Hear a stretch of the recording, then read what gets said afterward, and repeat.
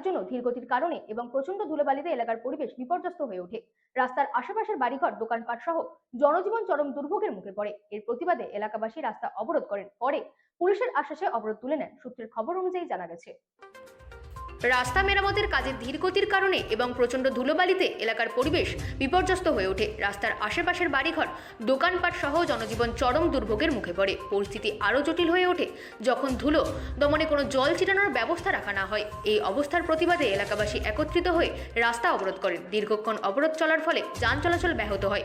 পরে মেলাঘর থানার পুলিশ ঘটনাস্থলে পৌঁছে দ্রুত রাস্তা মেরামত ও ধুলো নিয়ন্ত্রণের প্রয়োজনীয় ব্যবস্থা নেওয়ার আশ্বাস দিলে অবরোধ তুলে নেন এলাকাবাসী। ঘটনাটি ঘটে উড়মাই টু কলমক্ষেত ভায়া পাচানমার ঘাট সমর সেতু পার হয়ে ইন্দিরানগর মূল সড়কে। Bureau report, রাতদিন news network.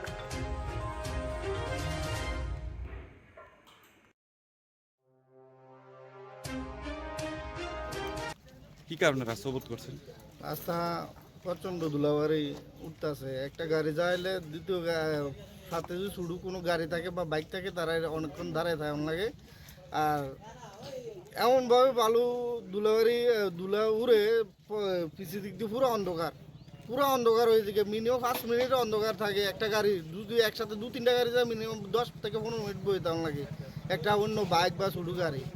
তো এই কারণে আর আশেপাশে কৃষকরা প্রচণ্ড কোন যেমন মরিচের রেট প্রচণ্ড খরচ করে সেটা মরিচ ক্ষেত করে। এখন মূল সমস্যাটা কি আপনাদের?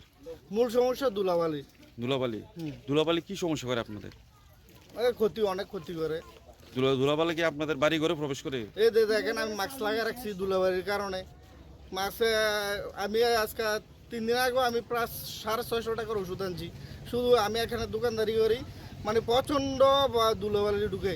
আর প্রতিনিয়ত দোকান মুক্ত হয়, প্রত্যেকটা গাড়ি যাওয়ার সাথে সাথে দোকান মুক্ত হয়, নাহলে প্রচণ্ড ধুলাবালি ঢুকিয়া দোকান পর্যন্ত পুরা অন্ধকার করে দেয়। রাস্তা কি কারণে রাস্তার মধ্যে প্রচন্ড দুলবালু। আমরা 3 দিন আগে একটা খবরও বানাইছি। দুলবালু তো আজকে 6 মাস ধরে দুলবালু, ফেট পাথর, মানুষের বাড়িঘর বাচ্চা কিছু খাইতে পারে না মানুষের। রাস্তার মধ্যে জল দেওয়া লাগে। আর রাস্তার কাজটা অনেক দিন হয়েছে রাস্তার কাজটা কমপ্লিট করে না। এই দুইটা বিষয়ে আমরা অবরোধ। এখন পর্যন্ত কোনো আধিকারিক আপনাদের সাথে দেখা করছে না, এখন পর্যন্ত কোনো আধিকারিক আইছে না। কতক্ষণ পর্যন্ত চলছে আপনাদের অবরোধ? হইব আধা ঘন্টা মতো। কতক্ষণ থাকবে?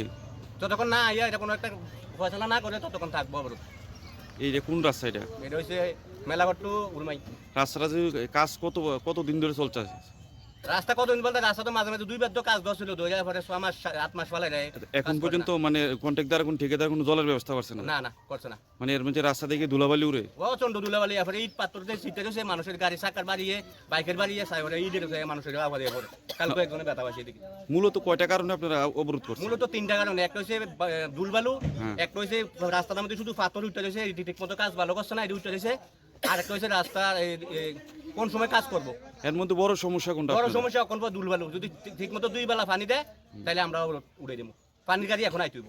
এই যে এই বিষয়ে আপনাদের কন্ট্রাক্টর বা ঠিকাদারের সঙ্গে যোগাযোগ হয়েছে? না, আমার কাছে নাম্বার নেই। যোগাযোগ হয়েছে না? না।